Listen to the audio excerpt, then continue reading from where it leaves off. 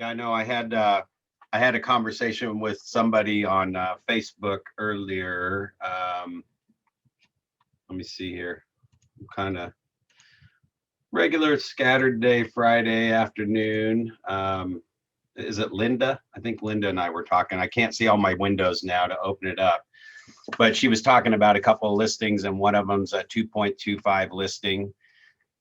She said she had a couple listings and was just working through the stuff you guys work through every day, finding more business, doing the calls, doing the lead generation.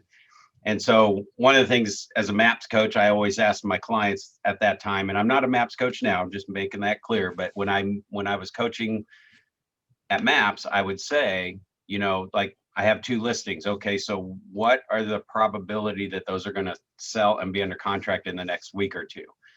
And because you're always looking at how fast are they going to turn over. And the response was, there's an 11-month supply of homes in the 2.25 million range.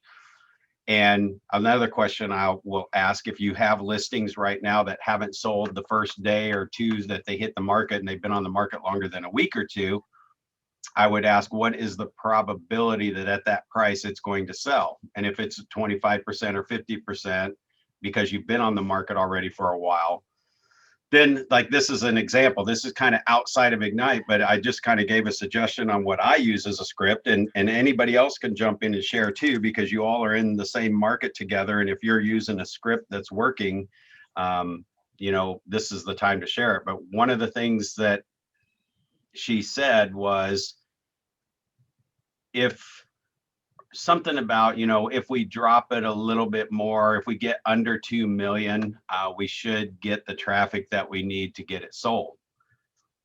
So while we're playing here, let me just kind of, for those of you that are paying attention, great. If you got yourself muted and you're working on something, you're not really missing anything. We're just having the same general conversations that we're always going to have. And this is outside of Ignite. But how many of you would like something to say to that, or you have listings that if you could get them to drop the price to what you think it will take to get it sold, it would move it up to a 75 to 90% chance it would sell? Just kind of raise your hands if you're listening. Mm-hmm. Yeah. Okay, there's a couple. So anyway, yeah, and I know we're this day, I don't like throwing off like a weekly schedule for a different time frame. And when we threw this together real fast, I know Mary Beth and I were both excited about getting with you guys. And I have a previous commitment on Fridays, half an hour during this call. So we had to make a slight adjustment for it on this, and we kind of we'll recorrect the time and we'll get it all straight. And hopefully what we're going to do on Friday is come in a half an hour earlier than we do on Monday and Wednesday. And hopefully that will work for you. If not, I know we're recording the call, and you guys just understand that this first session here, I mean, I am right here. You guys are, every single one of you that are on the roster and attending the session are going to get my cell phone number. And you're going to be able to call me just like any other agent at Keller Williams calls me and asks me questions. If they know who I am or they have a question and I get a random call from somebody in another state. And I always tell people, when I'm teaching a class, I mean, you guys are like my client for this class. We are working together. So why would I, and like my coaching clients, I would say, you don't have to wait to call me in 2 weeks for our 30-minute phone call or whatever that might be. It's like, if I'm going to take a random call in the middle of the week because you've got some big opportunity or something that you're struggling with, and I can help coach you through that, I mean, call me. Other agents are calling me all the time, and they're not even in any classes. They're definitely not paying for any coaching, and they're calling me, and I'm helping them as best I can too. So usually those calls are short, quick things. It's not like it's another free coaching call. Most people would be afraid to say that. And most coaches wouldn't say that, because if you're carrying a full load, I mean, I was coaching, I think about 80 agents at one time. So it does take a very systematic schedule to work that and to be with you during your time with one-on-one coaching, right? So most people would be afraid to say that. But honestly, if I'm in a listing appointment, I don't answer my phone. The listing appointment's an hour long. If I'm in a coaching call for the day, I can't answer my phone while I'm in a coaching call. But if there's a break in between the calls and it is something that I can return the call, it's going to be returning a call no differently than I would on anything else during the day. So I'm not even worried about it because I know I'm not going to get 50 coaching clients to call me all on one day for help. And even if they did, I just have to return the calls as best I could. Text messages might even work, whatever. So the point that I'm trying to make here is that when you run a system, when your business is systematized, and like my calendar is completely systemized to the people plate, or where Brad Korn has to be at somewhere, is really the only thing on my schedule. There's a lot of white space in between those where Brad Korn has to be to show a house or to go to a listing appointment or whatever. So the white space, I let life happen. I mean, I don't have an out of control to-do list that is so long and I have to do this and I'm scrambling, and my days are not scrambling. What I'm doing is doing the on-purpose stuff in the morning because my system tells me who I need to call, what I have to do on the computer, and send out my drip plans. That's all done in the morning, like 6 a.m., right? And then when my day starts, all I do is look at my calendar.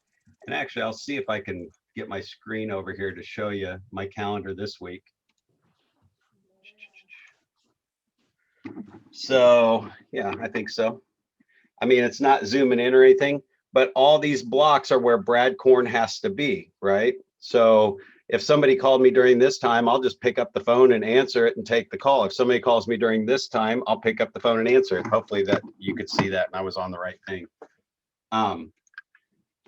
So when I run that system, I'm not afraid to tell people to call. Well, actually, people are calling me anyway. People are calling me randomly out of the blue. My phone's ringing with listing appointments and all that stuff. So if I'm not answering the phone, I'm not just missing somebody who might need some help. I'm missing listing appointments.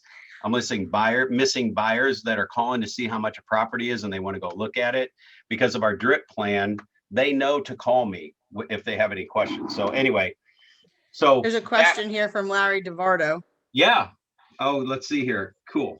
Yeah, so they're typing some of them into the chat here. Let's see.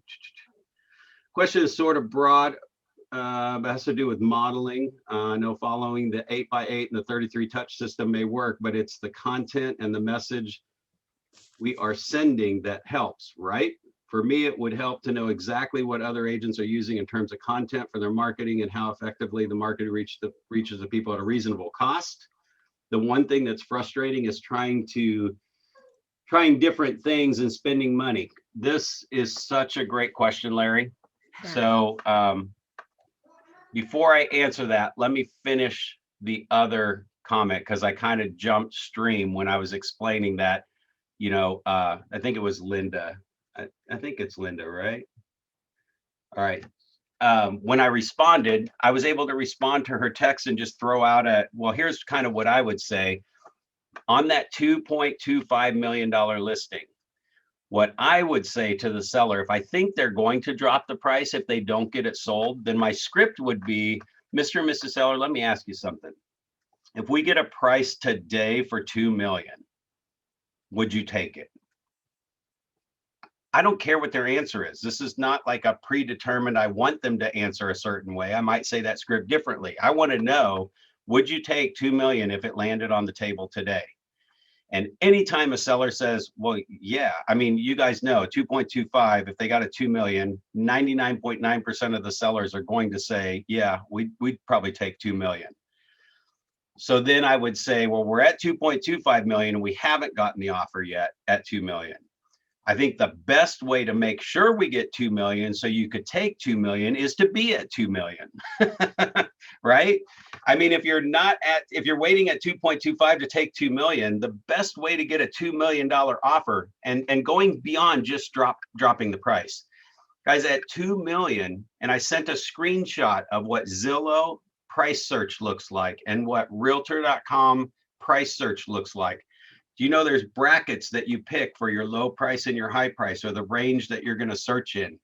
Nobody searches 2.1975 or 157,500, right? What they have is the search ranges at 150,000, 200,000, or 1 million, 2 million, 3 million. So once you're above 2 million in the search world, which is millions of people searching realtor.com, Zillow, we don't have to like realtor.com and Zillow, but the consumers are using it, right? So when we want to get exposure to our property, and we would take 2 million, then being at 2 million, not 1.9 million. I'm talking about being at 2 million even. I get the people that are searching from 2 million and up, and I get the people that are searching up to 2 million. By going 2.25, which I'm not saying not to do that. If I thought that's where it might sell, that's where I'm going to try. But if it doesn't sell there, the next stop is 2 million, not 2.125. If you guys are following me, right? Because at 2 million, we just doubled our internet exposure rate from the people looking under 2 million up to 2 million. And we still keep the 2 million to 3 or 4 million. So she said she's had a showing a week. So there are buyers in this above 2 million. I'm kind of doing my thing backwards, aren't I? This would be above 2 million. So there's a group of people coming through once a week above 2 million. But if we could get to 2 million, because they would take a $2 million, oh yeah, we take a $2 million offer all day long, then we need to be at 2 million, because at 2 million, we're going to pick up a whole nother group of buyers that we're not looking over, and you are invisible. Your home is invisible to tens of thousands of people searching online. So again, it all depends on where it should be, but if you're there and it's not happening, getting down to that even price point, and forget about that old Walmart pricing on the even numbers. Now, if we're really going from 2 million, but we're not going to 2.5 million or 2.75, we're going somewhere in the middle, it doesn't matter there. I might do 1.875 million, whatever. It doesn't matter. It's not going to gain me any searches. But going from 1.875 million to 1.8 million is not going to gain me one more ounce of exposure on the internet. Now, what it does do is it gains you exposure on the internet by changing the price, which is the only thing that you can change on MLS in most states to make you pop back up in their search. So they may have already seen it at 1.87 million, whatever you want to call it. And when you change it to 1.8 million, all you're doing is popping back up on the same buyer's radar, but you're popping up on their screen again to put you back in front of them. Now, let me just explain a little more. These are all bonus things, guys. This is just experience of working with, selling over 2,500 homes and taking all the scripts that I learned, internalizing them and bringing them back into the marketplace and using them, right? So that 1.87 million down to 1.8 million doesn't get me any new buyers looking at the house, but it pops it back up on their screen. And this is what I explained to sellers. So what happened is at 1.87 million, it may have popped up on their screen. For some reason, they didn't come look at it. They didn't come through the front door.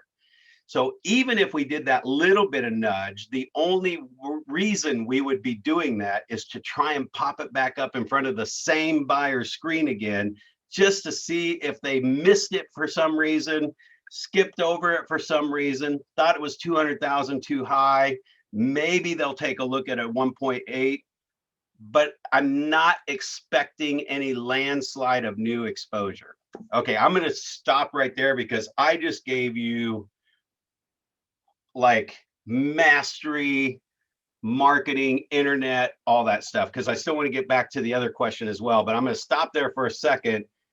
Is anybody like freaking out right now and has like a crazy, like, oh my gosh, this is crazy, I need to get clarity or ask questions? I mean, did everybody get that pretty good? Was that a good script? Is that something you could see yourself using?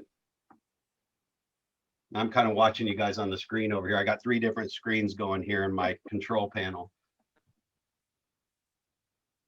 Brad, can you take that down to a $750,000 to $700,000 range? Like if I have a house at 750 and there's other houses that came on the market after me at like 739 and 724 and even under 700, what's the best move? Is it to go to 7 because my buyer's willing to go, but what's the best pricing strategy? Well, so you just said something very important. You said your buyer's willing to go to 700. Have they told you we would take 700 all day long? They told me they're willing to go to 700 to spur activity, but they want 7.25. And Right. I mean, he told me he was at bottom line, but I have a feeling he's got, 700. I know he's got 700. So I'll tell you exactly how Brad Korn would do it. And guys, this does not matter what market you're in. I love when I teach people, when I am in any class from people in New York, because like the way I talk and teach, I had one person a while back that was from your area, and she's like, when a relocation comes to town, I say, you know what I'm going to do? I'm going to have, if they're really high end, I'm going to have a limo pick them up at the airport. It's going to cost me $150, drive them around the first day by the properties that they all had on their list. And they're going to call me that night, and we're going to set up showings on 5 houses the next day. And we're going to show them houses. And somebody stood up and said, oh, we just can't do that in our market. Well, no, you could do that in any market. That's going to give you a whole day of your life back. You don't have to drive them by 80 properties. It actually makes their process worse. So what I'm going to say on the 750 to 700 is, if they're willing to take 700, but they want 725, this is what Brad Korn would do. I say, well, then let's do 725 now, and let's drop the price in the next 24 to 48 hours to 700. Because right now what we're doing is, if that price stays where it is, and even if traffic's kind of okay but slow, and you're not getting any offers, or if traffic's really busy and you're getting no offers, you're getting stagnant. So if I get to the next $25,000 price point, that would put you just under a lot of the ones you mentioned, all those in the 730s. You just went higher up on the list on the internet searches to those. So you're going to get more exposure.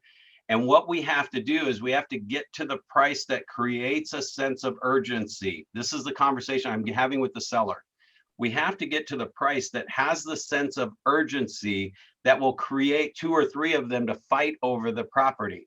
Now, if we get there like we did at 750, we were hoping that 2 or 3 people would have fought over it, and we could have got 760 or 760 or 775 or whatever. It didn't happen. So that's not going to happen now. Right now, we're going to just become stagnant. So if we go to 725, and that's the price that causes the sense of urgency. And see, I'm not even talking indefinites, because I don't know what price is going to cause that. We can tell kind of from what's been selling and what's on the market, but we don't know if going to 725 all of a sudden creates 2 buyers that fight over it and they overprice it or pay that and get it. So we got to create that sense of urgency. If we get to 725 and we don't have 5 or 6 or 7 showings that day, and we don't have 2 or 3 offers, then we missed the sense of urgency. In fact, I could probably let it go one more day, and then the sense of urgency is gone. That is not the multiple offer situation price. In fact, it means that if you're getting good traffic but no offers, you probably push the price just a little too far. So I will, in 24 to 48 hours, drop it again to, now let's just get to 700 and cause that activity that you'd like to see. And let's just pray we end up getting 710, 715, because that creates a sense of urgency. Now at 700, I absolutely guarantee you just doubled your exposure on the property, because that's a search price point on Realtor.com, Zillow, MLS. I mean, there's not an agent, not one of you probably goes into, and I always say not one of you, okay, one of you probably are so high C, you might do this. But the non-C people, we do not go into MLS and search to 776, 900 when we do MLS searches. Even our brain, when we have a free-flowing search, is still 600 to 700, 650 to 750, 625 to 725, whatever it might be. We're searching that range, and human brains just go to those ranges. We could still bump it up or down, but every time you land on one of those $100,000 price points, you're going to get way more traffic than even at the $50,000 price points. And at $25,000 price points, you're going to get way less traffic than you do at the $50,000 price points. Does that all make sense? Does that help? Yeah. It seems like those round numbers, you get the people underneath, and then you get the people on top. And I understand now. It bumps up. It changes the algorithm, because it brings people back to the top. Yeah. So I've got a $500,000 listing right now, which is that's about as luxury as you get in my market. See, I think I need to move up there with you guys. And I think Mary Beth might be working on that. I'm not sure. But I have a $500,000 listing. And I tell people the same exact, here's our strategy. We're going to drop it fast and often. And in my market, I can get away with a $5,000 or a $10,000 price drop versus going 25 or 50 because I don't know where it's going to pop at. And so I'll go through those little middle ones faster to get to that even one. But if I go from 500 to 590 to 580 to 570, I don't go to 570, I go to 575. And then we go to 565, 555, and then we go to 550 if we have, or 450. I'm sorry, I was going the wrong way. 450 if we have to, and not 445. So I don't just always automatically drop 10, 15, 25, whatever. I drop to where I think we're going to get more showing traffic. And if your showing time or your show, do you guys have a showing company that sets up your showings for you, or how's that work there? Yeah, showing time. So Yeah. people, yeah. So showing time, I'm really disappointed. They had a report on there that I could actually pull up how many showings by price range, by zip code in the time frame I wanted to select. And I could see how many showings were set up in showing time. I'm still looking for, I've got a call into customer help because I last thing I want to do is pay them an extra $9 a month for these extra reports. But I would pay $20, $30, $40 a month for this one report that I can go into my $500,000 listing, put the zip code in. I can put the date range from the time I listed his house that it went live until today. How many showings have been set up through showing time? And it would actually show me if there's 20 people at 700,000 in your example, and there's 0 people at 750, or what it really showed was like 3. And guess how many showings we've had? 3, right? I can say we've had all 3 buyers. This is the company that everybody uses. We have all 3 buyers in the marketplace. They didn't go look at any other house at 750. Now there might not be one on the market, but this is what you're showing your seller, right?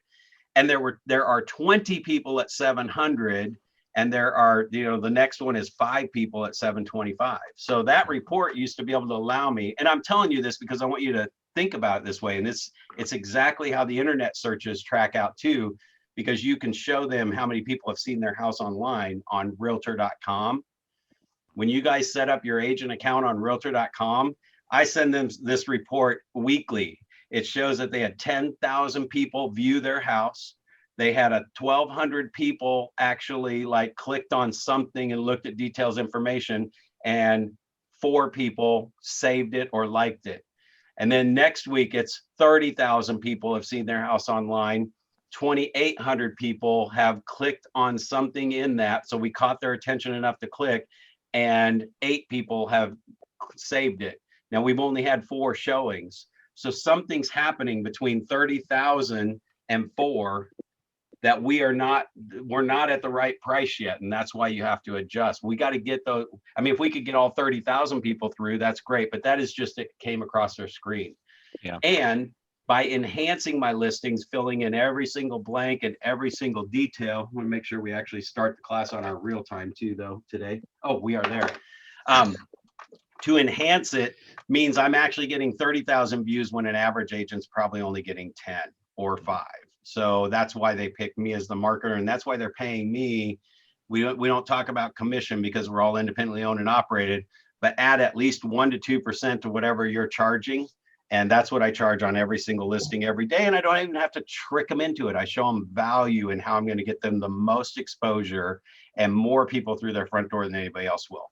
So that helps with that. I think does that answer your question on the 700? Yes, just one more question. Yep. Is the timing, day of a week when you do the price change, does that come into play? I know you were saying, okay, wait 2 days or whatever. Is it like Thursday's the best day or Wednesday's the best day?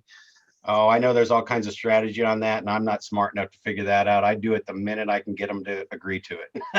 Okay. Yeah, because people are buying houses every single day of the week.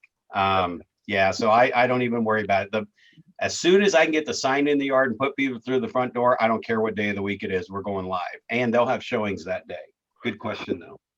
And that's, again, all I can give you is Brad Korn's opinion. So I'm not always going to match with what you kind of hear in the general population or the textbook stuff, because I'm in it every day, 100 times a year. And some of that stuff is general and it doesn't always work out that way.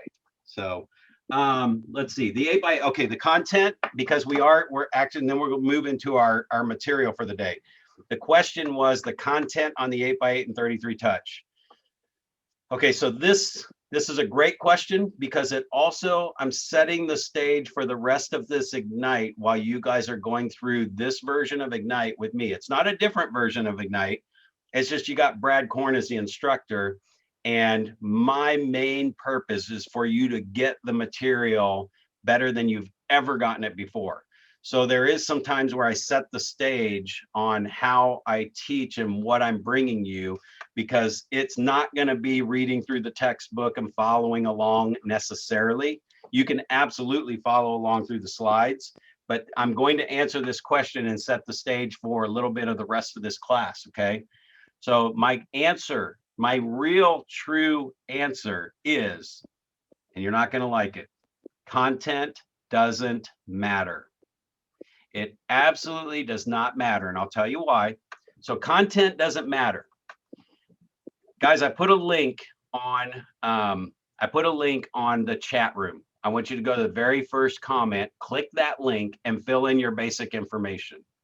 I am actually going to send you my 8x8 and my 33 touch. In fact, you're going to get it just like any consumer would get it, but you're going to get it all by email. I don't send everything all by email, but I'm going to send it to you all by email, and I'm going to send it to you all at once. And then I'm just going to leave you on the drip, and you're going to experience it as it rolls out. So, and if it tells me it's time to give you a phone call, I'm going to call you. You're going to get a call from me, right? And you might get my voicemail, and I'm just going to leave a message. I'm just going to do it like I do every single person in my community. The caution that I'm going to tell you right now is you're going to freak out when you see my content. It is stupid. So I'm just going to tell you now. My caution is you might not do an 8x8 and 33 touch, and you probably won't even copy my stuff because you're going to think it's stupid. It is. There's typos in it. I've been sending the same stuff out for 20 years. What I can tell you is it generates 100 sales a year, and it's not the content. So here's where I'm going to kind of free your brains a little bit on this, because this is what holds everybody up. The first time I read MREA, 6 months I fed my database. Well, actually, let me back up. The first 6 months after I got excited about 8x8 and 33 touch, I spent 6 months trying to create the content, trying to find this letter, find that letter, who's got something that's working, and changing the names and the stories to the people that I had helped. And I spent 6 months doing this, trying to create the perfect letters. At the end of that 6 months, I had no more business than I had when I started this plan. So the next 6 months, I just broke it all the way back down to the beginning. And this is about today's session, by the way. So we're kind of setting up today's session. I figured, until I'm feeding in 5 people a day, I don't even need this dang content or this action plan or this campaign, because I haven't even put anybody in the database other than randomly, like if they really were interested in selling or buying. No different than what you put in today. But what you're not putting in is 1,200 people a year. Right now, you guys are not feeding your database every single day, unless you're auto feeding internet leads, and that's a lead, not a contact. That's a outer ring 12 touch, not an inner ring 8x8 that's going to generate 12 to 2 return. Okay, if you guys were with us on the class Wednesday, 12 to 2 return is 6 to 8 times more than 50 to 1. 50 to 1 is total strangers. We got to try and get them to call us. We need a call to action. We need an awesome headline. We got to, if I want to say it this way, we got to trick them into talking to us, because they're total strangers. And then when we trick them to answer the phone, then we got to convince them that they should like us and they should trust us. That's why that always gets a 1% or less return. The inner ring already knows us. which means if they know us and they're friends on Facebook and we see them every so often and we actually have two-way conversations without effort, they already know you, like you, and probably trust you to some extent, right? So those people convert 12 to 2. So the content does not matter with somebody you know. Let me say that again. The content does not matter with somebody you know. We're going to talk about the cultivating part of the transaction today. That cultivation is just you keeping your relationship connected and not like not talking to your friend for a year. How many times you guys go to a class reunion or something like that, and you bump into a friend from high school and you haven't talked to him in 5 years? Oh my gosh, you have a 20, 30-minute hilarious conversation with somebody that you guys had so much fun in high school, and then we're not going to see him again for 5 years. And we'll actually might even call him a couple times after the reunion. Maybe you hook up for a drink or something if they're local, or you like them on Facebook, so you see their stuff. And then within 6 months, that person's back on that 5-year burner. Anybody relating to this today? You guys relating? So the content doesn't matter. The content is really just call it the bridge from this phone call or this two-way conversation to the next one. And the content in the past, in the outer ring, is sent to try and get them to pick up the phone and call us. We're trying to get them to pick up. That's where you got to worry about content. The only thing I'm going to tell you about that world is only 20% of them are moving this year. And the day you send the content out, only 1% of them know they're one of the 20% that year, 1 to 2%. We'll keep the numbers even. If it's a 1% conversion rate and 20% of the people are moving, then 20 people out of 100 are moving. So 20 people divided by 12 months is 1 or 2 of those people know they're moving this month.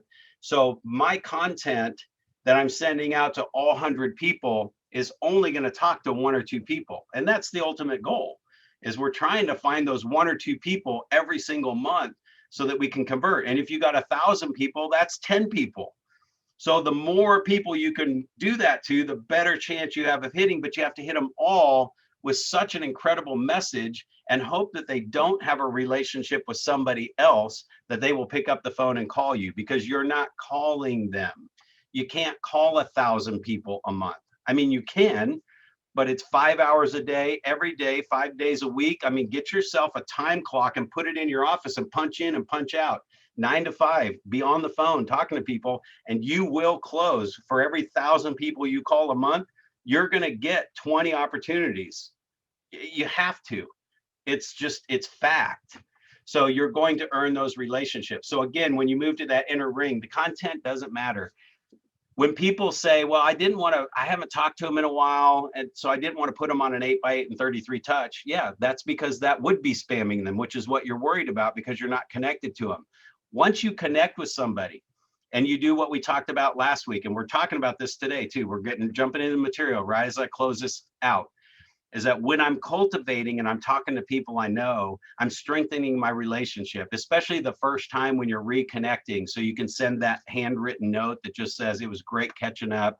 Glad the family's doing well. Remember, we talked about Ford, F-O-R-D, family, occupation, recreation, dreams. It's not a script, it's a format, but it is the scripted format that you want to use when you're reconnecting with people or connecting with anyone in general.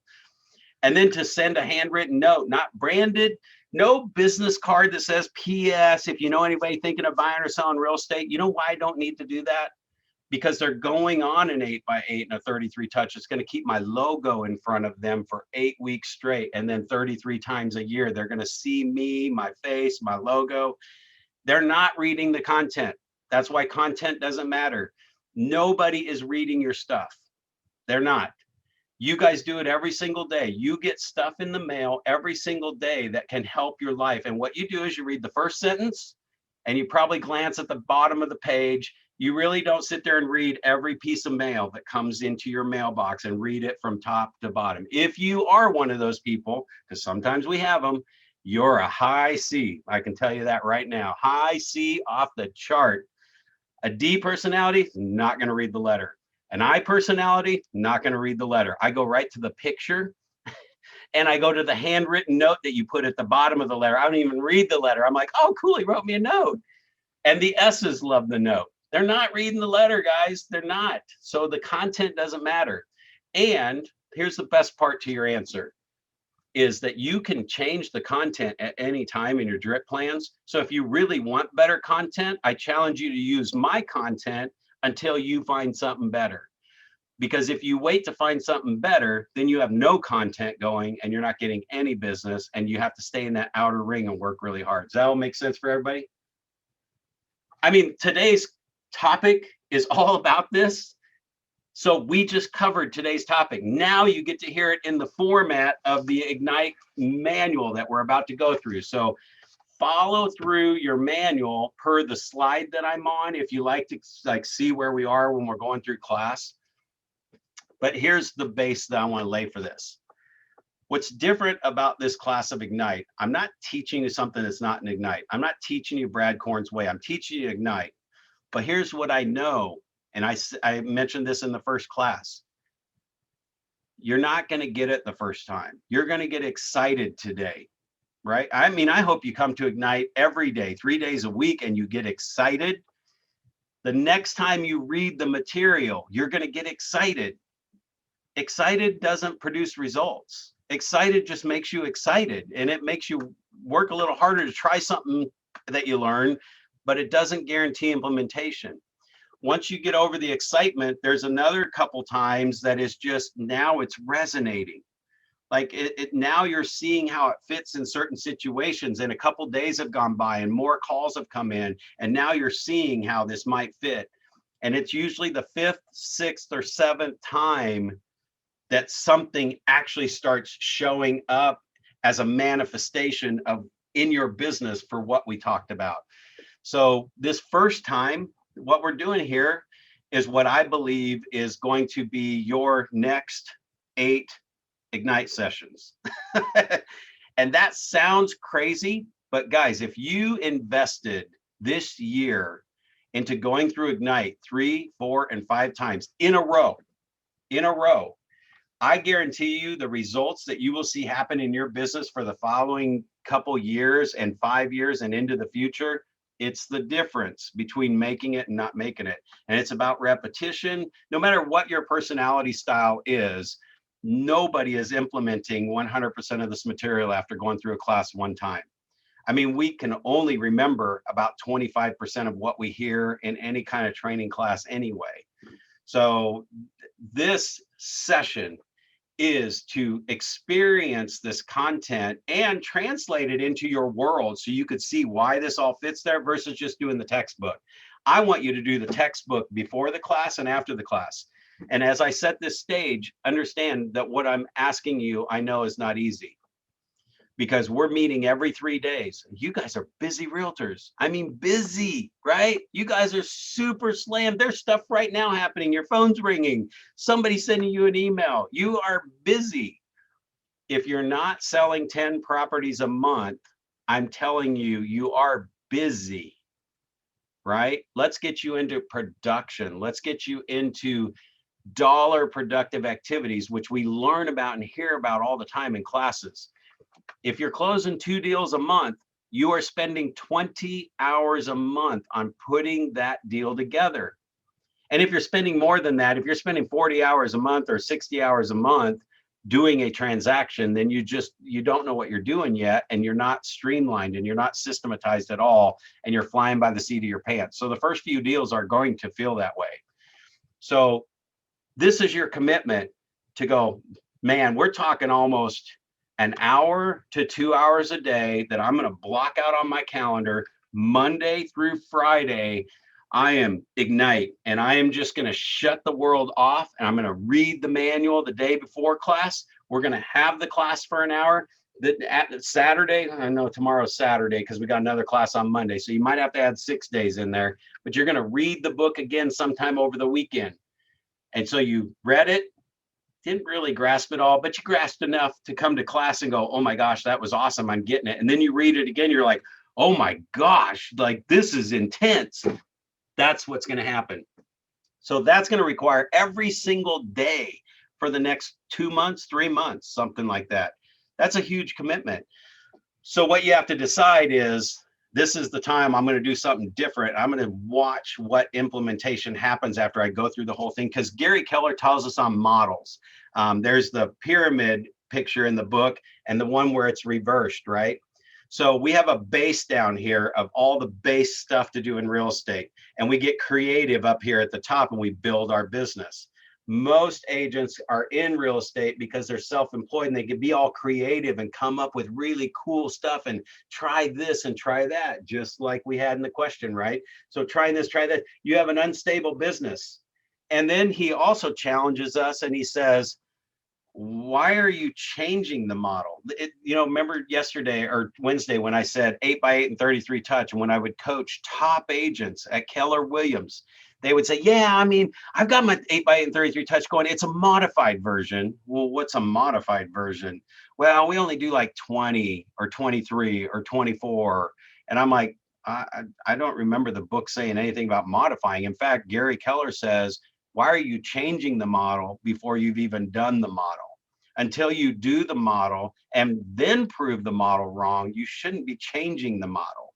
Does that all make sense? So I'm bringing a little bit of Gary to you guys. And this is 20, well, I think I'm Keller Williams over 15 years now of just hearing it all the time. And it starts to show up because of that repetition of hearing it. Some of you may have heard that before, but didn't really think of it that way.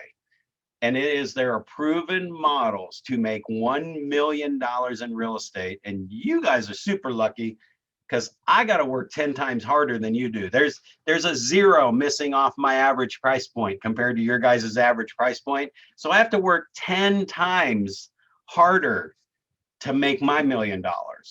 So anybody can sell 100 properties a year. It's not about the volume. Okay, let's jump into any questions or anything? And Mary Beth, you can always flag me down if there's something I might have missed. I have a question. What I missed the start of the class. What time do we go till? Well, today, I mean, there's probably about 30 minutes of material. We have an hour-long class, and we didn't technically start until 11:30. So really, we have till 12:30. But I'll be honest with you, I'm not shortcutting anything. I don't think it's going to take us a full hour to get through this material today. Okay. Okay. And let me also preface this, because today there's a lot, you guys got excited about some of the command stuff showing up, or maybe you didn't, whatever. There's not a database in the world that anybody likes. There's not a database in the world that's figured out what nobody else has figured out. Every database you have, you're going to not like it at some point. But a database that you use every single day will do what you want it and need it to do, or you won't use it. And sometimes you have to trick a database into doing what you need it to do. eEdge was a perfect example. eEdge was an all email drip plan, and then they had an all mail drip plan, and then they had an 8x8 that was just calls and personal touches. Well, I need all of those in my plan. So I had to start 3 plans in eEdge to really have my true 8x8 and 33 touch plan. And I had to dump out most of the emails. I mean, I dumped out 70% of the emails. I deleted 50% of the content mailers.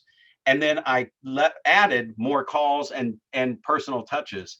And then I ran all 3 plans because the system wouldn't let us just put them all into one plan and start one plan. So I had to trick the system by running 3 plans at once on every single contact. So it's frustrating. And no, I'm on I think it's like the 14th database or 12th database now.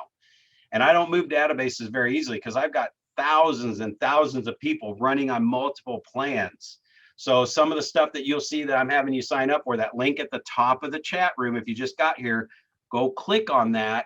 And you will experience my drip plan. I'm not saying you have to like my drip plan. I'm saying you're going to experience what Cultivate looks like, which is what we're talking about today.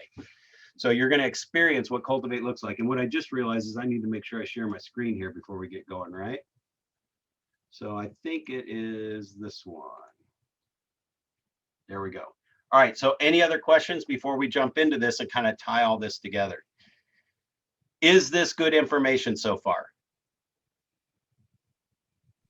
Yeah. Yes. Okay. And if you are in this class and you are struggling with following it and you just like can't deal with like not being in the material and that like traditional classroom style, please reach out to me, because we'll work through it and we'll figure out how to make it work for you. And it might be a little bit of compromise on both of our parts, but I need to know if you guys aren't getting anything out of this as well. I'm trying to bring it to where you can relate it to right where you are today, and doing it at a level that no matter who you are in the session, you're relating it to where you are today, whether you're selling 10 houses a month or 2. So on today's content, even though we don't read through the material, like we already talked about this yesterday, growing your business is lead generation for buyers and sellers, listing presentation, blah, blah, blah. I mean, we already talked about that stuff, but today's session is about the lead generate for buyers and sellers. And let me pull this back together, because remember what I said on Wednesday, if you attended, and if you didn't, I'm repeating it, is that our brains tend to go back to that outer ring in the MREA book. It tends to always go back out to the haven't met ring, this outer ring out here. And this, the only thing it says goes on that type of drip plan is general marketing or a 12-2. That's the haven't met group. General marketing are billboards and postcards that you're mailing to total strangers, trying to convince them to pick up the phone and call you because they're about ready to miss out on something. But the 12-2 is your directed group. Maybe it's somebody who visited your website or whatever. And so now you've got more of a monthly drip. If you're sending them any more than that and you've never had them on the phone, you're wasting your time and your energy. An 8x8 and a 33 touch is not going to convert an internet buyer. They are not going to convert 99% of the time, maybe 99.5. I'll stick with 99%. I'll even give you 98%. They are not going to convert 98% of the time until you get them on the phone. And once you get them on the phone and you connect and you get their address so you can send them a handwritten note, you won't even get to the 20% conversion rate over the year. And remember, only 20% of them are going to move this year. I don't care if you get 1,000 internet leads, that life comes up and knocks them off track and all that stuff. So you need to cultivate them and they need to hear your voice so that somewhere over the next 5 years to 10 years, when they actually become the 1% that's moving right now, they remember to call you, because they're not going to remember it from an email. They don't even have a clue who you are through an email. So that's why I deleted a lot of the emails out. And like I said, this class will seem like it's like, holy crap, how did we get through that in like 30 minutes? Because we just covered most of it in real world stuff. And now you can relate it to it. So remember when I said read the book, come to the class and then read the book? You've read the book, you heard the content already, us just talking realtor to realtor. Now you get to see it. Now you're going to read it. I already got you 4 times. I already got you in the material 4 times. So I got to get you to that 5 and 6 so it will show up. And that's one of the things I got most excited about working with Mary Beth, because what we're doing is we're holding ourselves accountable to you, everyone in this session, doubling your transactions. If we don't see you guys double your transactions and double your business this year, then we failed on the way we taught the material. But if we get through this the way I think we're going to get through it and the way we've been through it so far, I think you all are going to double your material or double your business. Now, double of 0 right now, if you're brand new, is still 0. So don't get excited yet. But we're going to get you a baseline and then we're going to double that, right? So I know we got new people on the call. If you are a $20 million producer, you should still double your business after this, because right now you've been running on your natural ability. And there's a thing that Gary says, you know, that we fool ourselves, or I forget how he says it. We are successful in spite of ourselves. And that means everybody has a natural ability of doing things. And you come to work every single day genuinely wanting to help people and work. So everybody's got a natural ability that they do. And we talk about that in the P's of real estate, right? Going through the different levels. And that natural ability, though, is different for every single person. You have some agents that get into real estate and do 10 million their first year. You get another agent that barely even makes it, sells 2 homes and is struggling, right? So everybody has a different level of natural ability. If you're at that upper level, you did it naturally, whatever your natural success rate is, and by being on purpose, which is the moving through the P. What is E to P, right? Your regular natural ability to your on purpose ability, and you start layering this stuff in, you've already got a jump start. I mean, you can blast that to 20 million, and you can go from 20 million to 40 million in 1 year. You can go from 40 million to 80 million in 1 year. I did it for 8 years in a row. I doubled my business because I was applying the base model principles and then building on that year or day after day, really. So on that first slide in your Ignite manual, so I think somebody said, where's the Ignite manual? Everybody in the class, as long as we know you're in the class and you've responded to Mary Beth or let them know or signed up wherever you were supposed to sign up, there is an online folder where you can download all of the manuals. And what we're doing is just kind of going through the manual. You could probably do this without the manual, but you can't read it before and you can't read it after if you don't print it off either. So it could be your investment during this time is to print it off and take it with you if you need to read it at stoplights, if you need to read it while you're sitting in the oil change waiting room, read it while you're sitting in a doctor's office, read it while your kid's taking a nap. Because if you rely too much on technology for like in my ebook or this, whatever works for you is what you need to do. But just know, Brad Korn would have to have it printed out and with me. If my commitment was to read this book, I'd probably read it over, throughout the day, because I know we just have like 1 day in between classes, Monday, Wednesday, Friday, right? And then we have the weekend, but we ought to play on the weekend too, right? So, okay, we got a hand raised. Let me check with that real quick before I go through this content. We got a question or a hand raise. You can unmute yourself, I believe, if you have a question. Yeah, is this the same manual from the previous Ignite class? Because I already have this book. Is that the same? It should be. And if you look down at the bottom, the best way to probably tell is if it says copyright 2020 down at the bottom, there's a really, really good chance we're all looking at the same version. Okay, good. That's Thank a great you. question, by the way, because they do update content and then you get too many different versions out there. So as long as it says copyright 2020, I believe we're all talking about the same thing. Okay. Thank you so much. Yeah, and if your book is a little different and you flip back a couple more pages and the picture's there, great. That just go with the flow. So I try to reduce the stress of going through class. Like it's not a college class where you got to follow along and highlight the same sentence as me. I really want you to catch the material. And then even if you had an old version, let's say you had the old version of this, because in the old version in this cup, and I don't know if my mouse shows up when I do this, but in this leads and contacts connecting and cultivating, this used to be convert. So what I'm going to tell you is if you're in class and you read an old version where that was convert versus cultivate, just take a breath. You're good, because cultivate turns into conversion. You're not going to miss something. This is just the material's been plussed when they came out with MREA2. And it's bringing in a little bit more technology stuff and the things we're doing. But guys, I talked about this the other day.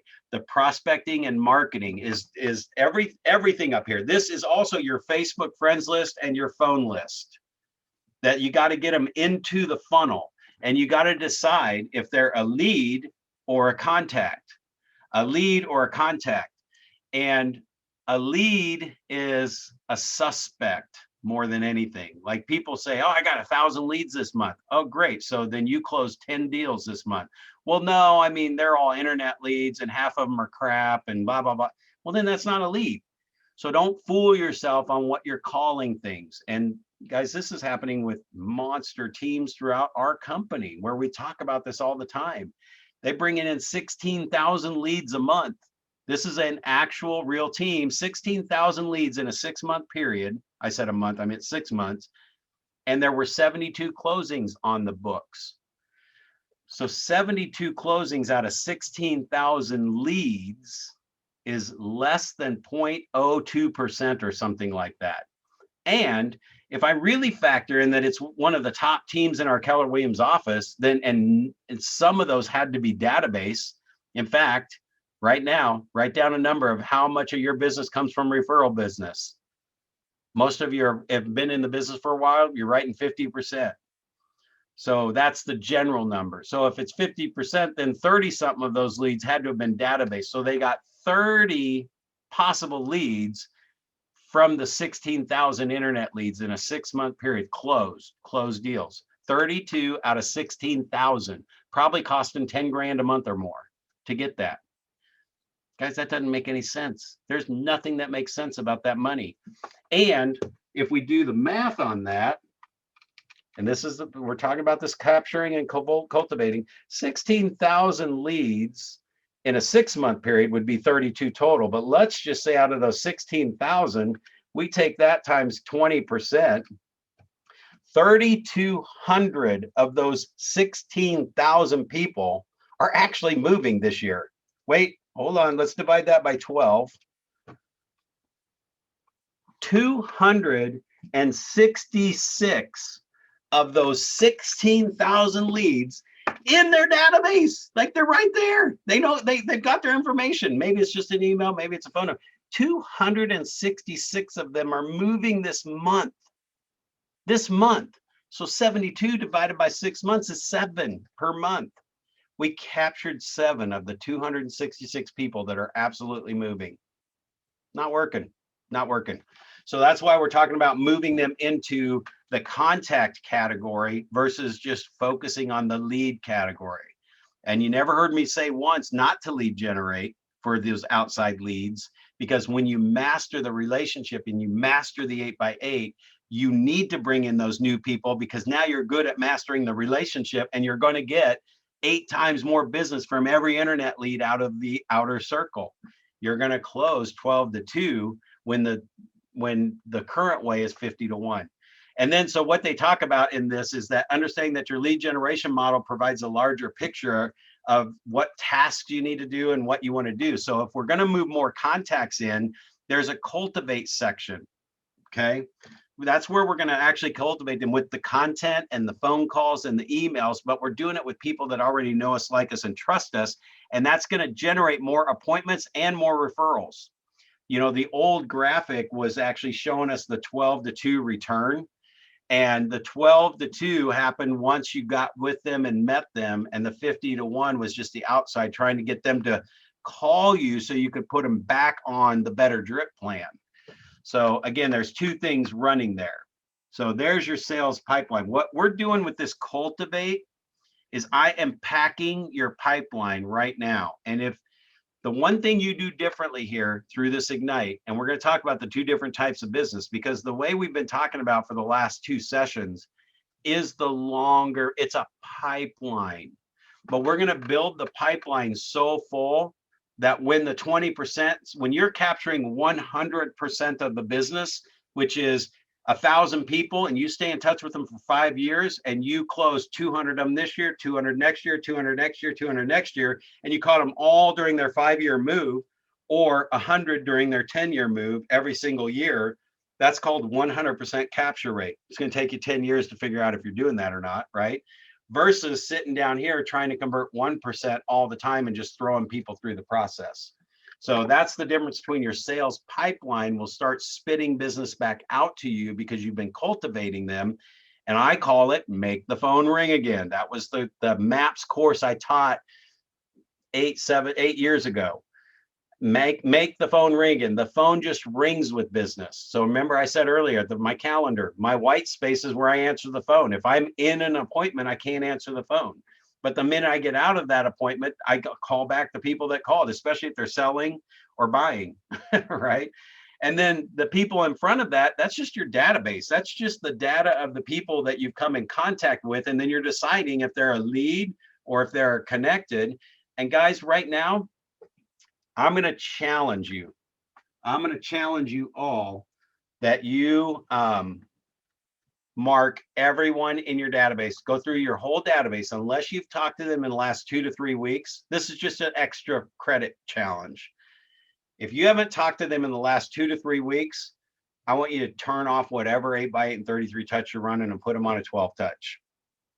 because technically they have moved back out to the not connected ring. Not connected is the same as not met. I know you sold them a house 3 years ago, but you won't put them on an 8x8 and a 33 touch because that'd be spamming them right out of the blue. So that tells me that they're not connected anymore, or they're not a not met. If you're not going to put them on an 8x8 and 33 touch, just call it what it is. Then they're not a met. So if they're not a met, what are they? They're a not met. What? I sold them a house. I didn't not meet them, then put them on an 8x8 and 33 touch. I don't want to spam them. Okay, pick up the phone and call them and then do it. You know, that's what we're talking about here. So that's your database. And then your lead generation is where your lead generation is going through Facebook and going through your cell phone list and cross-referencing, adding them in your master list notebook, spiral notebook from Walmart or wherever. Walmart's are probably harder to get to than for you guys than us here in the Midwest. Wherever you buy a notebook, right down at the corner at the what do you call it? Oh my gosh, I just went blank. The store, the convenience store. Everybody has notebooks. Start writing down every name. You are lead generating by tapping into your Met database and then again capturing all the other leads that are coming in and getting them on the right plan is what this is really about. Jump in if you guys have any questions at all. Again, we're just talking about the lead generation model today. So prospecting and marketing, this is, if you did this every single day, if you guys just created a master list of every person you know, by the time you get done with your Facebook list and your cell phone list, there still may be some other people that pop into your mind that you know them, you just haven't talked to them in a while. Get their name in the book. This is like what agents do. And this is probably the biggest return on your time, but you're only going to devote a little bit of time to it because it doesn't generate immediate business. We still have the same 1% that we've got to work off of with these people. It doesn't matter that they know you. It doesn't matter they like you. It doesn't matter they trust you. Only 1% of them are moving right now too. And it's a way smaller number than if you were going to blast mail 1,000 pieces out to a particular neighborhood. So this is a small piece, but it's the piece that you do every single day. It is called prospecting. It's lead generation is what it's called. Prospecting and marketing are your signs in the yards and your postcards to the neighborhood. You can still do all that stuff. I'm not saying not to do that, but what we're going to do is from now on, anybody we get into a two-way conversation with, we're going to write them a note. We're going to get their address. We're going to get their address first, then write them a note, and then put them on an 8x8 and 33 touch and move them over to the connected realm. That makes sense so far? All right. So in lead generation, this just kind of shows in your book, we're probably on page, looks like about 10, on page 10. So this is where we talk about being prospecting based versus marketing enhanced. Now understand that I can say this almost the same thing and still be talking to real estate agent. We are a marketing based business with prospecting enhanced. In fact, I've heard Gary talk about it both ways. Prospecting based is moving us to the 8x8 and 33 touch where we're really trying to get people on the phone. When you guys get somebody on the phone, I'm just going to tell you, we got scripts, we got all that stuff, and we talk about them in Ignite, and mastering scripts is important. However, when you get somebody on the phone and they say, it's kind of weird that you called me today because we were just talking about possibly selling. You don't need a script to know what to do next. Nobody needs a script for that. They need to say, great, when can we meet? That's why I called today, right? So the scripts help guide people to the end result that you're trying to get them to faster. That's why you want to master them, because right now you're just excited to get a piece of business and you're just trying to get wherever you can get with them. And you might take the longer path than I might take. But like today, I had a complete conversation with one of my sellers today that just doesn't understand if the market's so hot, why hasn't her property sold? Listen, you've had 6 offers. You've had 6 offers and they're all 40,000 under our asking price, every single one. Now they're investors, but we had one buyer that couldn't buy it for themselves. And there is nothing like 20,000 below where our offers came in to where we started in the market. There's nothing else that's sold. There's nothing else on the market. There's only 2 properties and in this 160 price range. The 180, we've had 5 offers for 180, 185. We even had 2 at 200, but we were at 239.9 when the 200s came in. We got down to 219 and the 180s started coming in. And I mean, it's the scripts that I'm using with her. I wish I would have recorded my call today with her, because I just covered every script in the book on getting the seller to drop their price. Not only that, but she's a really good friend. Like we've gone on trips with this person. So I can't just say, you know, just whatever. I have to use the same scripts to get her to understand the market and why we're doing it. And the pricing thing was one of them. So right now, you know, I knew when we originally priced it, we probably would sell for 180. We should start about 200, which would be too high. The market got crazy. I was selling properties in that area and they were going for 20, 30, 40,000 over asking price. So when we went to list the property, I was like, good news, I want to bump the price up 20 grand higher. Now we had showings. So I didn't grossly overprice it, but we had no offers. So we started doing the drops. And so we've been making drops for the last 3 weeks. This house is very, very rough. Tenant just moved out.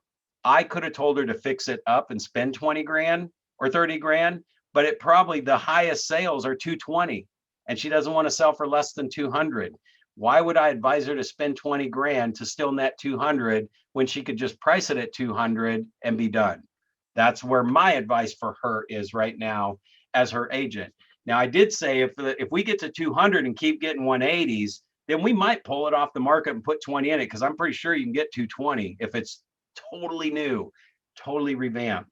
So when you're doing that was kind of off target. So if you have any questions on that, mark that down. Let me pull back into the content. So when you're doing your prospect base, those are the people that trust you, like you, and they listen to you. She doesn't like what I'm telling her at all, but she listens to me. The marketing enhance is to enhance your business. It's exactly what I said. You're just going to work on getting your relationship part nailed. So you're getting 12 to 2 return. That's the layer I want to leave in through the whole course. Is I'm going to keep coming back to that. And then the fun marketing stuff. We'll talk about some of those things, but I'm not going to spend a ton of time on that. Not Brad Korn, because I know it's less than 1% return and you guys are going to spend a lot of money. Like we mentioned earlier, you're trying different things and you're not going to get any better result than 1%. It's about 1 to 3% will turn from any mass marketing. If you do anything bulk, if you do anything hands off, if you do anything at all, it's 1 to 3%. Nobody's broke the code. There is no code to break because there's no relationship there and they don't think of you first. It's never going to change. Never. Doesn't matter what technology does or anything, unless it brings me into their house as a holographic image and I can have breakfast with them. Technology would do that, right? So we're having a little fun here too. You guys all hanging with me? We're doing all right. So we got about 15 more minutes. So the marketing is going to be money intensive. Now it is passive, it's hands off. So we fall for the people that tell us how they're going to get us all these leads and they're going to get us all these leads. What did we say about leads earlier? Lead is a suspect, okay? A lead is somebody that you've talked to on the phone, got information about their house or about what they're looking for, and you are now going to start sending them properties or meet with them to tell them what their house might be able to sell for. So until they list with you and until they sign a buyer's agency with you, that is a lead. That's a really good lead. That's somebody you're sending properties to, and they're driving by the properties as they're hitting the market and calling you with a few that they like and want to go see, right? So that lead is, I said this in the last class, we got blue sheet for buyer and yellow sheet for seller, yeller for seller. So when if I'm filling out one of these sheets, that is a lead. Anything that is not on this sheet, I've got 10 emails right now that came from realtor.com of buyers that are looking for properties or went to their website. They sent the lead to me. If I haven't gotten that person on the phone, I do not have one of these sheets filled out. This is a lead, that's a suspect. So that really changes and blows your whole perspective out of whack if you're working on capturing leads, but you're really capturing prospects. Because if you look down at the bottom, when you're prospecting, it takes time. Now the time, I'm replacing that with a system that just tells me who I need to call today. So if an internet lead comes in today, and if you guys understand campaigns and action plans, and you'll hear me say this over and over and over throughout Ignite, campaigns and action plans, when I put one of those internet leads into the system. So remember I said 16,000 leads came into the system. Now, if they would, the minute that lead hits our system, it automatically starts a plan that makes me call that person every day for the next 5 days until I get them on the phone. And it tells me every day, if I'm an ISA or I'm just an agent, I come in, internet lead got dumped in from realtor.com. The plan automatically started. I didn't know the lead came in. I don't have to go find the lead, but I have to pull up my to-do list and it has that person's name and phone number listed. And I see they're on the internet not connected lead. And I just pick up the phone and call them. If they don't answer, doesn't matter if you leave a message or don't leave a message. I'm going to leave a message, right? Hey, you were on a website and you were inquiring about a property. I just want to see if I can help you get the answers to that. Now, tomorrow I come in, I print off my list of to-dos. That person's name is on there again, because I've got to get them on the phone in the next 24 to 48 hours. In fact, I'm going to give you an extreme one here in a second on this prospecting about time intensive, but I will increase your conversion rate from 1 to 3% to 15%. So if I call them again the next day, they don't answer. Call them again the next day.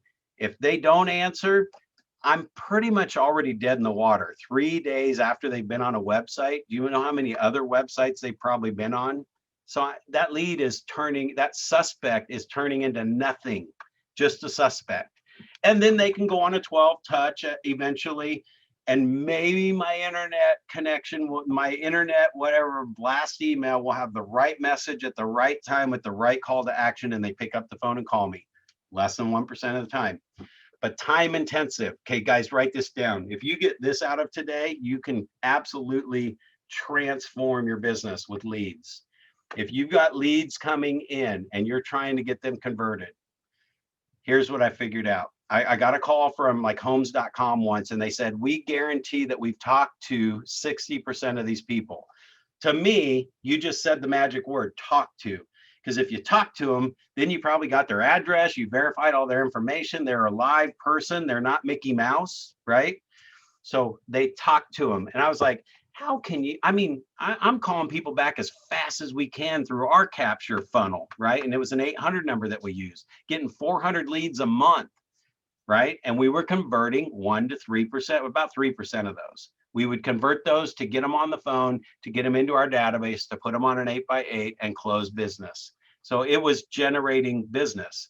But how can you say 60%? And of course, the sales guy couldn't answer it. He got the manager on the phone. He goes, listen, here's what we did. We set a whole entire staff aside and we called them 3 times a day for 3 days straight until we get them on the phone. And when we did that, we got 60% of them on the phone after 9 attempts. Somewhere in 1 to 9 attempts. So I've already said prospecting is 8 times more business. You want to talk about time intensive? Start calling everybody 3 times a day for 3 days straight. And you prove me wrong that you won't get 15% of them on the phone. And here's how it broke down. About 10 or 11% of them were our sellers calling our marketing number to see what their house sounded like. 10 or 11% of those people were already working with another realtor. 15% of the people, we got on the phone, they told us their whole life story, they gave us their address, and we moved them over to an 8x8. So, and the other ones weren't doing anything or didn't ever answer the phone or do whatever. But it used to be we'd be lucky if we got 3% of them on the phone. So 3 times a day for 3 days straight, whether you have to create a spreadsheet or what, every single name and number that comes across your desk, across your computer screen, through your website, whatever, go into command every single day. And if new leads are being dumped in there, call them 3 times a day for 3 days straight. And that's all you do. And that's all you focus on. Say hello to freedom. Say hello to loving real estate. Say hello to consistent commission checks, because that's what we're supposed to do every day. And that prospecting, though, it takes time. So you got to commit. Like when Gary says do 4 hours of lead generation, that's what he's talking about. And if you don't do 1 hour of it, you're going to get 25% of the results. And if you're focusing on the wrong thing and not doing it the right way, your 25% of the results is going to go down to a 1% closed result. And that's where everybody gets stuck. So be proactive and get them on the phone. That is the most critical thing you can do. So for the database, and here's what I'm going to tell you. This course, I mean, Command's awesome. Your database is critical. I want you to understand why the database is critical. I do not want to spend our Ignite time going through Command, clicking buttons and showing you how to do stuff. I want you guys to do that in your market center, sitting down with your tech person or a group of you that are committed and have used Command, and you guys lead a group and do it. There is no way we can master Command or even have an inkling of teaching you how to even begin to use it in a webinar. And if I was in the classroom, it would be the same exact thing. Unless I'm teaching a class on how to add new people into Command, then I would be teaching it. But there's no reason to teach it here. So I want you to understand. The only thing I hope you get out of today's session when we talk about Command and these slides that are in here is just feeding 5 a day, feeding 5 people into it every single day. Don't worry about the action plans right now. If you haven't been in Command, I want you to add 5 new people every single day from this day forward. For the rest of Ignite, I don't care how long it takes you to figure out how to get the first person in. It will take just a little less time to get the second person in. By the time you put the third person in, even if you have to go have somebody sit down and help you do it, they're only going to have to show you 5 times. And then tomorrow you can do 5 again, and tomorrow you can do 5 again. And then, oh my gosh, the next 5 are super fast because now you're like a master at the system already. Until you're using it every day, none of this stuff really matters. So I am going to challenge you that on your database, it is critical that you have a place to put it. In fact, here's what I want you to get out of the database part, is it's your contact management system. It's going to manage how you contact these people so that we can get them on the phone and move them into the inner ring. But I'm telling you, it's as simple as just adding them. If you log into Command, there's add a person. That's as techie as we need to get today. Put in what you can. We're going to talk about tags and some other stuff in here. You don't need to worry about that. You can always go in and fix it later. Even if it takes you a month to figure out how to use tags and all the other stuff. So I'm going to skip over I'm not going to skip over. I'm going to tell you, here's the tag thing, and we're not going to talk about it, because if you did this for a month and you did 5 people a day, just like I'm challenging you to do, you will only have 100 people in your database in the next 30 days. We're talking at the end of August, you should have added 100 people. Now, I'm not counting internet leads that are coming in and all that stuff. So it's going to be pretty easy to open up 100 contacts and go back in and now do the tags when you understand how you want to tag them, because you can over tag people and over classify people and leads and stuff. You really don't need, any tags. You don't need any classifications when you're in a relationship and the campaign is running, that you're staying in touch with them. We need tags and categories and all that stuff in our database when we have to pull up a group of people to send them a flyer. Guys, that's bulk. Anytime you go back to bulk, just picture 1% return, 1% return for my effort, 1% return. I can have 8 times more return by actually printing off the flyer to this person today, putting a note on it that they'll actually look at, and mailing it. And I only mailed 5 today and 5 tomorrow and 5 the next day versus 100 today. So again, I got to let some of that stuff resonate. This is a resonation moment, that you're doing it one way and you thought this was the way you were doing it, and you may not totally agree with me, but I guarantee you, you have not tried it this other way yet. And I know it's getting you excited. I know you're excited about this inner ring, this inner group, because it gets you so much more business and it's so much easier, right? So leads, you have a valid contact information, you have a one-way conversation with them. That's a one-way, not a two-way. You can't send them a note or whatever. And I call those suspects. They are leads. The leads are in, but until I can fill out one of these forms, you are not a lead with Brad Korn, okay? You're a suspect. And there is a fine line in there. If there's a one-way conversation and you're responding and you have their information and you know they're pre-approved and something else like that, that's a little bit better of a lead. But work on getting them on the phone first. And your contacts, you have a valid contact information, you received permission, and that's absolutely what we're saying. That those people can get a note from you and you got their address and you can stay in touch with them. So leads are 12 touches. 12 touches. So if you are posting messages on Facebook to your friends or sending one-way messages out and they're not really responding because they haven't heard from you and they're really not even sure who you are, they're a lead. That's called a 12 touch. It's the outer ring. When you're on the inside, once you get a hold of them, you're going to have more phone calls and everything else that we talked about. We talked a little bit about that.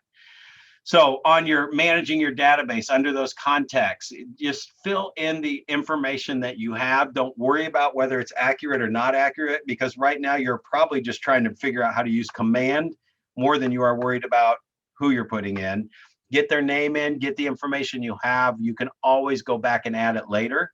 But I always want an address going into the database. So here's another quick, well, we're right on the hour. Here's another quick deciphering moment of this. We sell real estate, right? Real estate. So that's a physical mailing address. We sell that address, whether it's a lot, whether it's land, whether it's commercial. And if you look at a real estate agent's database, it's a name and an email most of the time. Name and an email. Wait, we sell real estate. We don't have their address? How can you sell cars if you don't even know what cars are on the lot? If you don't even know any details about the car? I mean, you can have names and numbers of people all day long that would like to buy a car, but if you don't know what kind of car they like and you don't know what kind of car they have now, I mean, what kind of salesperson are you? A regular car salesperson. So it's kind of funny that we sell real estate and we don't have their address. What if your business were to run where the address is the contact record and the people just move through the address? What if you owned every single house, property, address in your market? Own the address in your database and you just change the numbers, the names out to whoever's living in that address. Then you own the property, which is what we're selling. I don't know, just a different way to think. There's not really a whole lot else in here, like just adding contacts to your database. Here's what I would say. You got three people to put in your database right now. You got you, me, and Mary Beth. Put us in your contact. Put us in as a contact in your command.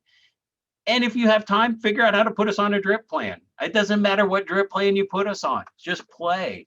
But when I get stuff from you from command, here's what you are doing. You're becoming top of mind to me if I have a referral coming to your area. Even though you're sending me, the real estate agent, consumer stuff out of command. Doesn't matter what I send. Content doesn't matter. If your name keeps showing up in front of my face and somebody says, hey, they want to move to Ridgewood, I mean, you're the first person I'm going to think of if you're the one that's got me on a drip plan. It doesn't matter what the drip plan is. I'm about to put you all on my drip plan for my consumers here in Kansas City. Won't have anything to do with you, but my referrals from you will pick up because you'll just remember Brad Korn from Kansas City sending me his drip plan. And even if the stuff is stupid, like if you get it and you actually say, he's right, this is really stupid. Well, it's like a bad jingle on a commercial. They're going to remember me better than the ones who got the piece that was nice. So I love typos. I've been mailing typos for 20 years and probably 2 people have ever called me out in 20 years that, hey, did you know you have a typo in there? Oh, nobody's even reading this stuff. What the heck, right? And the only person that read it was a D or a C, I mean. So customizing your database, again, this, I don't want us to get hung up on this. I want you to understand that in the old world of databases where you have to find people in chunks and search for things, That's why you have tags. Now you're creating relationships and creating a campaign that's going to remind you to call them, and you're only doing 5 today, 5 tomorrow. So you're spreading it all out, all your marketing out. But the reason you do want to tag is if your part of your thing is a community calendar, you want to be able to pull up the people that are in Ridgewood, or you want to pull up the people that are in this neighborhood or that neighborhood. You might want to pull up past clients for 2021 just to see how many sales you had and does it match up with your KW records. So I track past sales. I track if they're a past client 2 times, but I don't want you to get hung up on that yet. You're not really there yet until you're using command every single day. So start with feeding 5 in every day. You already got 3 of them covered for today, right? And then all these smart views on the custom plans and stuff.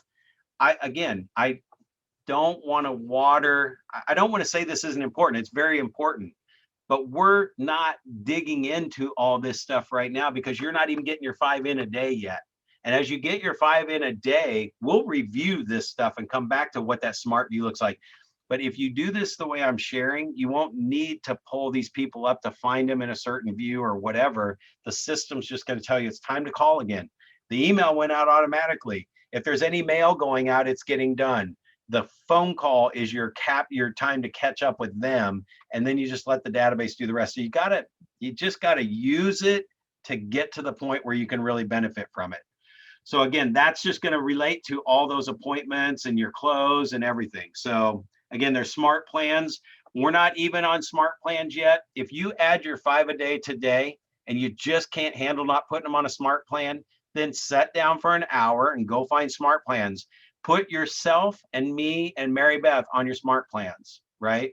Put us on a smart plans. And I always put me on it, really, is what I do.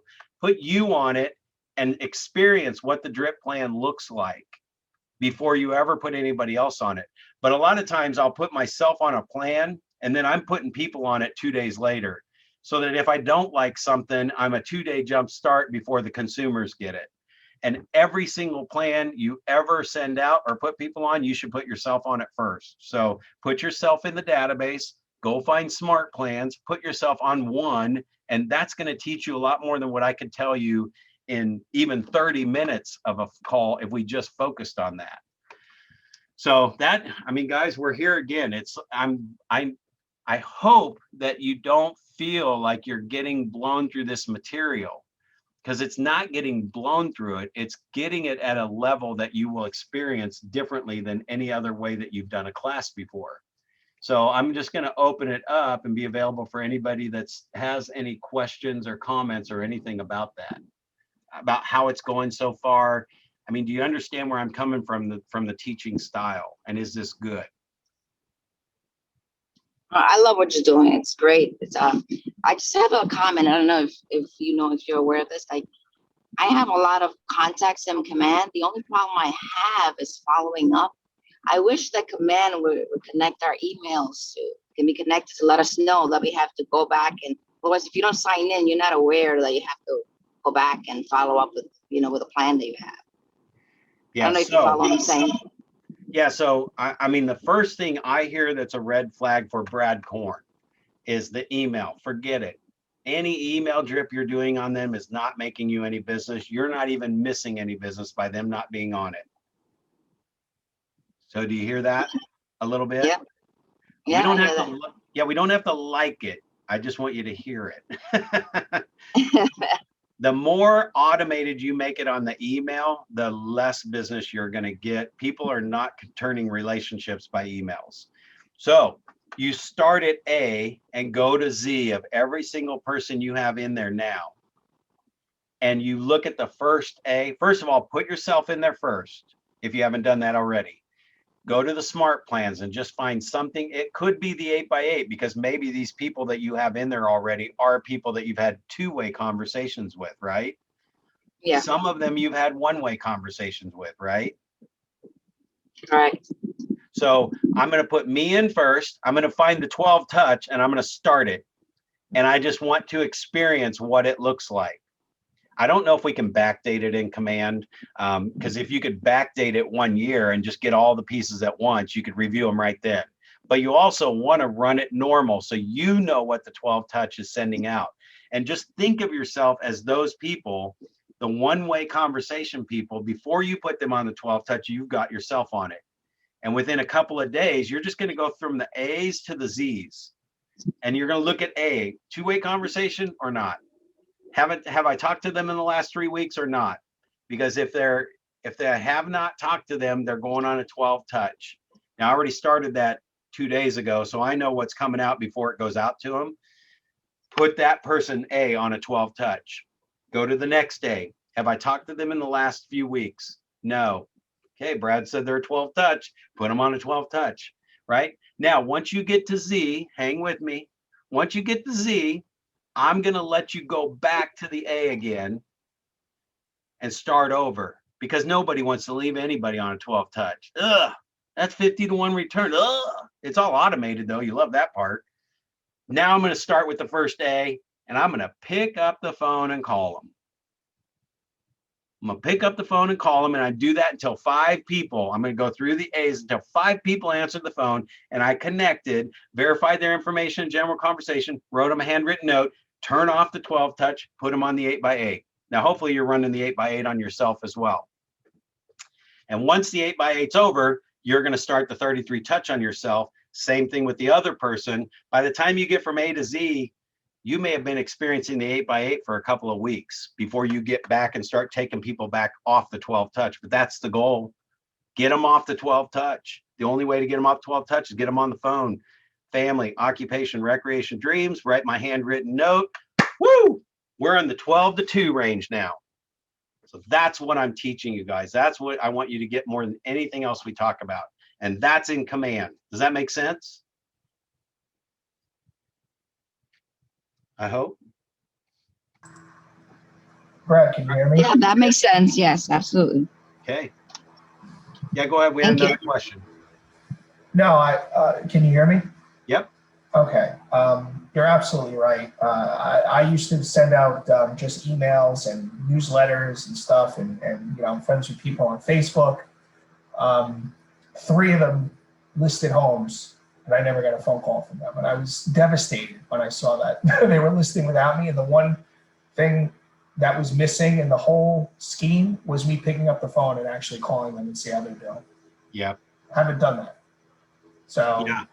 that's the one thing I'm getting out of this is even if I haven't spoken to the person, if you're not connecting, if you're not picking up the phone, calling them, asking them personal questions, just reconnecting with them, you're never going to be top of mind, no matter how many emails and newsletters and whatnot you're sending out. Yeah, and you don't even have to be prepared for the phone call. So now if your mindset switches, all these people that we're getting in our database, we're growing our business and we're putting them on this plan. If we just change one thing, I got to get them on the phone and then they go in the database. And if I don't get them on the phone, they stay in the master list. The master list. So once I go through my master list every day and I've got an address and a phone number because I did a little research in my hour of research time, and I've got a list to call from every single day. I just have to get 5 people on there. So once you start filling in this notebook, you're going to start calling people and they won't answer the phone. They stay in the book. But the minute they answer the phone and you connect and you can write the note, and that it's about the immediacy of the first phone call, not the immediacy of the first email. In fact, if you send an email, pick up the phone and call them and tell them you just sent them an email. Because if they answer the phone, the email won't matter. They're going to go, oh yeah, I'm glad you called. Yeah, here's what we're looking for. I just connected, right? But I don't know. The industry has taught us to try and be as hands-off as possible. Yet we all talk about relationships. Guys, I cannot tell you how many relationship webinars I've gone to, and they talk about it, and I'm getting all excited like somebody else has figured it out. And they go, so here's our email drip plan for you to get those relationships going. I'm like, oh God, it's just the same stuff. They're just using the word that everybody wants to hear now. The relationship is going to take 5, 6, 7 times. You don't go on one date and marry somebody. Most people don't. You don't go on one date and marry somebody. You date for a while. You've got to earn the right to get them to pull your email up. They're not even going to look at your email unless they're expecting it. That's why we use emails for clients that are in contract. You can email them, you can text them, because they're expecting it and they're excited about their house closing. It doesn't have to be a phone call, right? But when you're creating a relationship and trying to get them to open your blast stuff, content, you got to have a relationship. They got to trust it. It's like, and he always sends out some pretty good stuff. I'm going to read it. And some of my stuff is chicken soup from the soul stories. It's not even real estate stuff, because the 90-something% of the people that aren't moving right now are on that plan. They're not moving. I don't need to send them 100% real estate stuff. They're not moving. I need to send them fun stuff just to keep them entertained and keep my logo in front of them. Man, Brad Korn's everywhere. I see his signs. I see this. I see that. I see him everywhere. See his listings. So yeah, you're getting it. It is the one thing that if you can just do that. And, you know, sometimes people start trying to write notes all the time, like writing one person a note 3, 4, 5 times a year. That takes too much time. And if you personally wrote me 5 notes in the next 6 months, I'd be like calling you going, hey, you're not selling enough real estate. These are all handwritten notes. You got way too much time on your hands. Yeah, you write one note, it makes the impact. I probably don't need to get another note to know you're a personal person. But if I hear your voice and it's a 30-second phone call, it changes everything. So go through your database from A to Z, put everybody on the right plan, which is probably 12 touch for 99%. Then we're going to start over and keep applying everything we're learning into learning command by filling it in every day, going back to the A, calling them, writing the note, and then figuring out what plan to put them on. I can teach you command way faster than just walking through and showing you how to do that right now. And you don't do anything with it. So thank you. That was a great question. All right, guys, we're moving over to a level where I'm getting you guys into my database. You're clicking that link. You're going to get some drip plans to guide you through the course and us all to stay in touch and for you to be able to reach out to me and ask more questions as you're going through it. So if you get into your database and you get stumped on something, text me, call me, whatever. It's like, what? I don't know what to put them on. 12 touch isn't right and an 8x8 isn't right, because then it's going to take us 2 seconds to figure out, well, it's one of them. Well, I mean, I know them. I see them at church all the time. Well, do you know if they like do they have pets? Well, I don't know. That's called a not connected. And they go back out to a 12 touch ring until you pick up the phone or have a conversation with them at church, not about real estate, just a conversation. How are things going? And you connect and you can write them the note. Now you can put them on the 8x8. There's two groups, 12 touch or 8x8. I mean, other than your mass marketing out there, you know, and your targeted groups, that's the same thing, but you're just changing the message. So we'll talk more about that as we get through it. Good stuff. Guys, have an incredible Friday. Have an incredible weekend. Keep the feedback coming. If there's something that you think's missing, let me know. Let me see if I can adjust it in, because this is really your guys' time, not mine. I'm just trying to share it in a way that I know helps people get it figured out faster, trying to shortcut you 3 of those classes. So great stuff. Everybody have a great weekend. Thanks, Brad.